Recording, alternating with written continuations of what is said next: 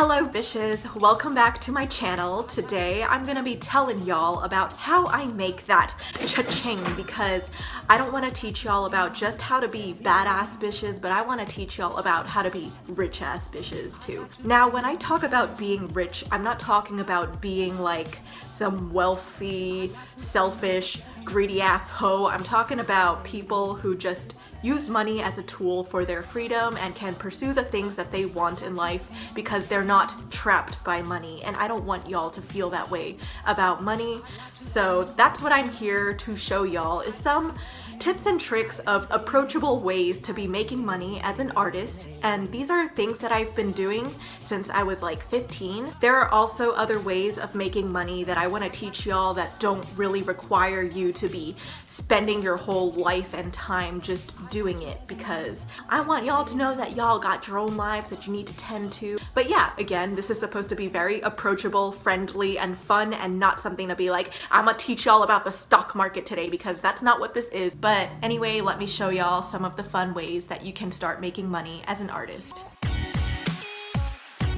If you are currently a teenager wanting to make money with your art, I think commissions is always a great way to start. So what you would normally do is you would post like a menu of the different options that you offer to your customers, and a lot of people did things like headshots, waist ups, full bodies, to either full-on illustrations or just simple icons.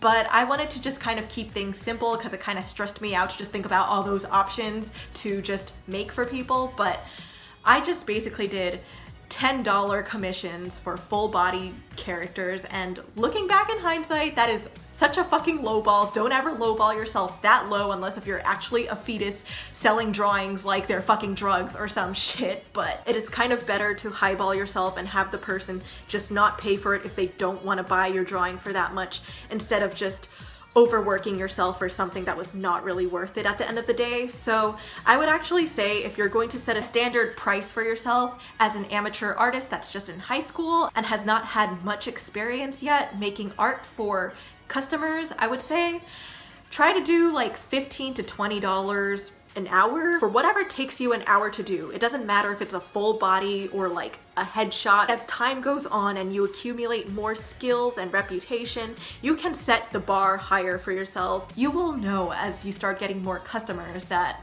that's when you should start raising your prices, because you can't exactly keep shitting art out of your ass so quickly, because if people are gonna wanna buy your art, they're gonna have to pay that amount. You're just gonna be delaying the delivery to them. And in that case, you should start charging your commissions more so that you can also support yourself and the person can get what they want in that amount of time. So yeah, don't lowball yourself. And normally through commissions, I used PayPal. I think PayPal is more professional for people who just want to do freelance commissions and stuff like that. So all you really need is just a bank account and just your email address linked to a PayPal. And your customer also needs their PayPal linked up with their bank account and their email. But that's how I did it back then. Remember, do not lowball yourself to $10 per full body character, even though I was able to do it in a really fast amount of time. But at the same time, the fact that I was able to produce characters that fast should also be compensated. If you're able to draw characters really well within a short amount of time, please remember to compensate for that skill level that you developed to be able to make characters that fast. So after you've gained more experience in just doing commissions for other people, and you just gained more experience as an artist yourself, that is when you can now upgrade to doing freelance. And this is especially helpful for students who want to actually pursue a career in art or animation, because you can actually practice using your skills for projects now. It's kind of like an upgrade from commissions, because commissions are just kind of like, you're just drawing this drawing for like your aunt or your uncle or just like another person, and they're like, I'm just gonna frame it on my wall, thanks sweetie. And not to like make commissions seem bad, but I'm just basically saying that commissions are just more for like a one-time thing where it's just like an illustration for a single individual, whereas freelance, you're contributing to another project for another studio or another brand or company, and they're going to be using your art for their purposes as well. That's just not for individual reasons. So that's why for freelance, I would say that you can raise your prices up to the ranges of like $20 to $30 an hour, depending on your skill skill level or range, and if you're feeling bold, of course you can try to ask for more. I think it's good to practice negotiating with the projects that you're freelancing for, because these are things that you're gonna do in real life with like an actual career, so it's good to practice that as a student. And if you can manage your time really well, you can juggle multiple freelances at once. But you know, as a student at CalArts, while I was working on my student film, I only had time to do like one freelance at a time, but I also slowly was starting to become annoyed with the idea of doing freelance because, you know, as a student who just has to do homework and student projects all the time, the last thing I want to be doing when I go back to my shitty ass dorm room is just doing another fucking project for someone else that's not me. So I just wanted to be able to make art for myself that's not necessarily for someone else, but still make money off of it. And I was like, bitch, how do I do that shit? And that's when I came across the brilliant idea of Gumroad. So after I got really tired of doing all these freelances for other projects that were not my own, I really wanted to be able to make money off of my own stuff, and that's why I started using Gumroad. I saw a lot of my classmates using Gumroad as a way to just sell digital copies of their sketchbooks for anyone who wanted to see, like, oh, their accepted CalArts sketchbook, their figure drawing sketchbook, their whatever sketchbook. Like, I was just like, oh my god, y'all are so fucking intelligent, because this is legit how you practice passive income.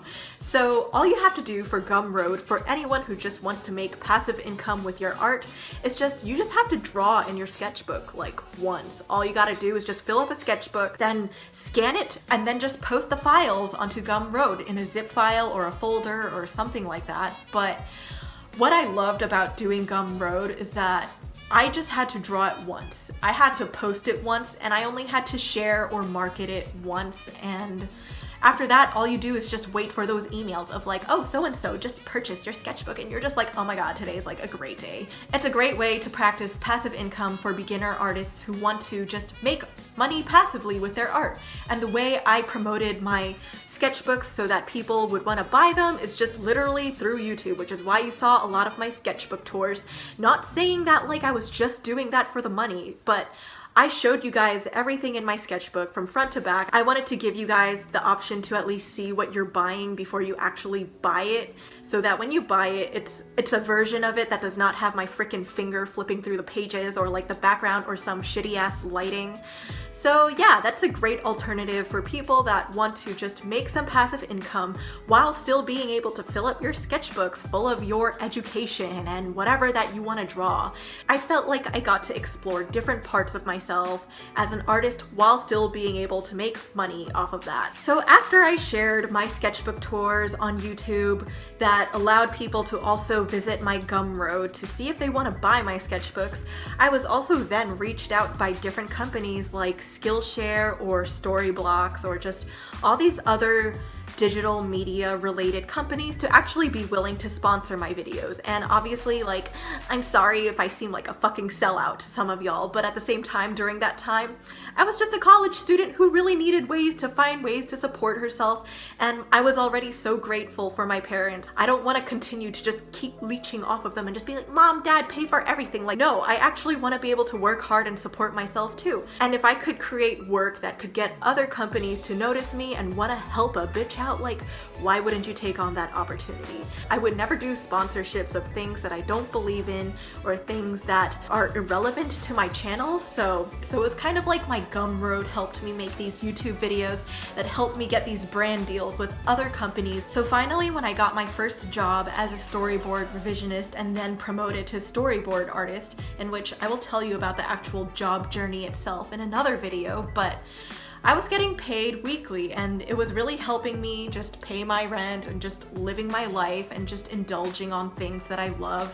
I was still doing comics on the side for free. Having that opportunity to still do my own personal work just meant a lot to me, but I was still trying to take on some freelances just to have other incomes coming in, because you never really want to just rely on one source of income, because again, animation is pretty unstable. You don't know what's going to happen next, if your project ends early or just ends within less than a year or whatever. So it's sometimes good to have other forms of income coming in, and at first I was continuing to pursue different freelances, but that was just, again, becoming too time consuming, and I I'm sorry I'm such a bitch, but I just can't stand like coming home after a day's worth of work only to do more people's shit. So I was just like, that's it. I need to learn to make money off of my own shit. Once again, getting back into that mindset when I first started my Gumroad. And that's how I started to launch my own merch on Etsy. And I just also genuinely wanted to learn what it was like to make a physical product out of my own art, because I've never really touched on that before. I've only made digital things. I've never really made t-shirts with other companies or made pins, and I really wanted to learn about that process, and if I could make money while doing so, like, why not? This company called Printful eventually reached out to me after seeing all my comics and asked if I would be interested in doing print-on-demand stuff with them. And basically it's just another form of passive income, because all you have to do is just draw it once, post it once, share it as many times as you want, and the company that you're working with is what's dealing with the printing, shipping, and handling. But in addition to my Etsy store and print-on-demand stuff, I was also doing Patreon, because I was also accumulating a lot of comics that I was just letting sit there for a while before posting them. So I'm just like, why not open a Patreon where I can give people early access to my comics? I just opened a $1 tier, because that's honestly the least I felt like I could do. Just offer early access, behind the scenes stuff, or just insight on my thoughts and just whatever I wanted to share that I wouldn't share on my other platforms. Basically, if you have a lot of followers and you have a $1 tier, that $1 tier is actually gonna accumulate to like $100 a month for you if you have like 100 patrons on your Patreon. So yeah, if you're someone that wants to make money off of your own artwork, here are the things that I suggest you can do too, and they're very, again, friendly, approachable ways that aren't too intimidating. So I hope this video helped y'all bitches just find other more friendly, approachable ways of making money with your art that aren't so intimidating. You don't have to be spending all of your time or just like slaving away on different projects just to make money. Like, I think again, these ways are to help efficiently make time for the things that you genuinely love doing. So if you are doing all these passive income methods of making money through your art, you can still spend the time to make art for yourself, and you can still spend time with your family and your friends. You can take care of yourself and just be a fucking normal person, okay? That's all I'm trying to fucking say from this video. But yeah, I hope y'all have fun making some cha-ching, because again, I want y'all to not just be badass bitches, but rich ass bitches, not just in money, but in life. Rich in life, rich in the mind, rich in the wallet. But thanks again for watching this video. I'll see y'all later.